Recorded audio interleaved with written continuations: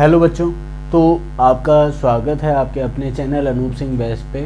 Today we will discuss the 7th class chapter number 1 that is nutrition in plants. So अगर हम बात करें nutrition in plants की, so nutrition in plants का meaning क्या होता है, तो न्यूट्रिशन इन प्लांट्स में हम पढ़ने वाले क्या हैं, सबसे पहले हम उस पॉइंट के ऊपर आते हैं। ठीक है, अगर आज जो हमारा पॉइंट होगा वो होगा क्या, nutrition in plants, and then the second is mode of nutrition. Okay बच्चों, तो अभी हमने पढ़ा कि न्यूट्रिशन इन प्लांट्स के बारे में।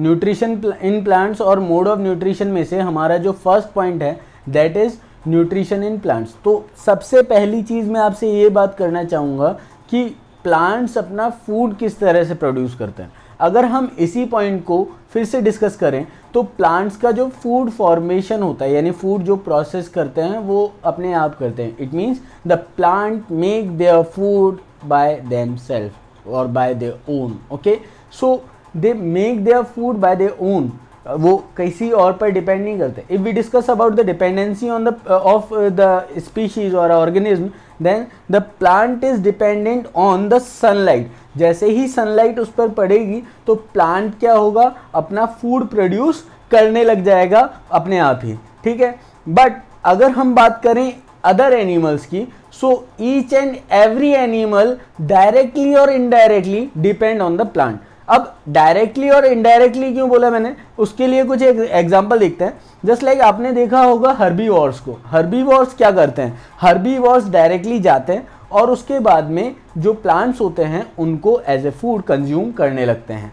अब अगर वो फूड को हर्बीवोर्स डायरेक्टली कंज्यूम कर रहे हैं फ्रॉम प्लांट्स, तो वो डिपेंड किस पर करेंगे, प्लांट्स पर।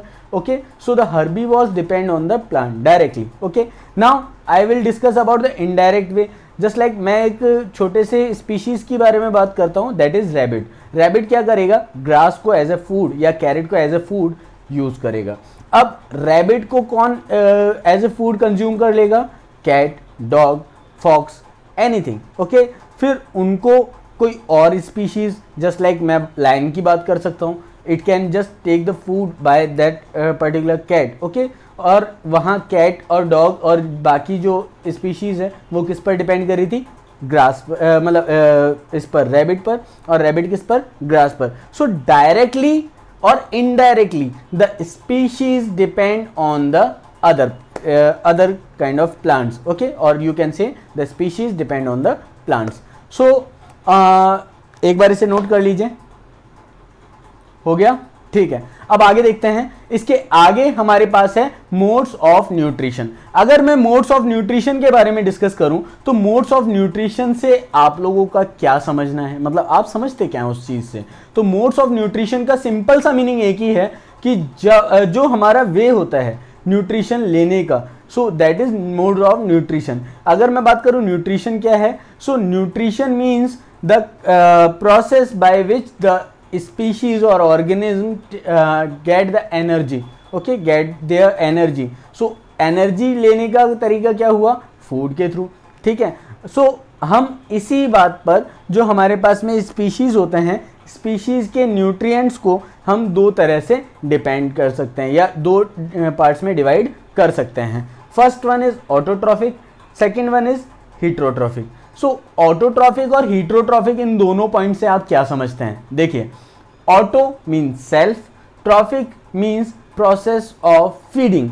ओके, सो ऑटोट्रॉफिक मीन्स क्या हुआ, the process of taking the food by or making the food by their own. So that kind of process of nutrition is called autotrophic nutrition. Okay, so autotrophic nutrition का simple सा meaning क्या हुआ, the process of making the food by their own is called autotrophic nutrition.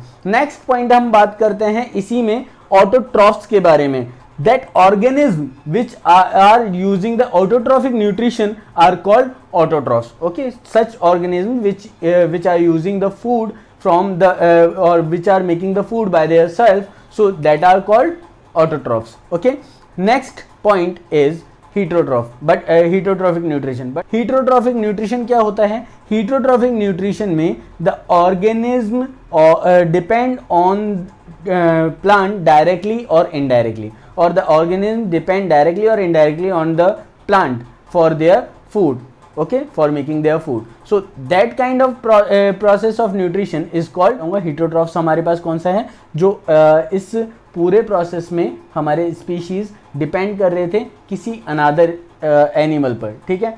अब अनादर animal पर कैसे, just like मैं एक example अभी आपको पहले भी दे चुका हूँ कि रैबिट किस पर डिपेंड कर रहा था, प्लांट पर। अगर मैं बात करूँ वुल्फ की, वो रैबिट पर, रैबिट प्लांट पर। तो इस तरह से डायरेक्टली और indirectly they are depending on the plant, okay, that is called heterotrophic nutrition. अब हीट्रोट्रॉफिक का मतलब क्या हुआ, हीट्रो मतलब अनदर, ओके, और अदर स्पीशीज। और अगर मैं बात करूँ ट्रॉफिक की, ट्रॉफिक का मतलब होता है the process of making food, okay, you can understand that, okay, the process of feeding.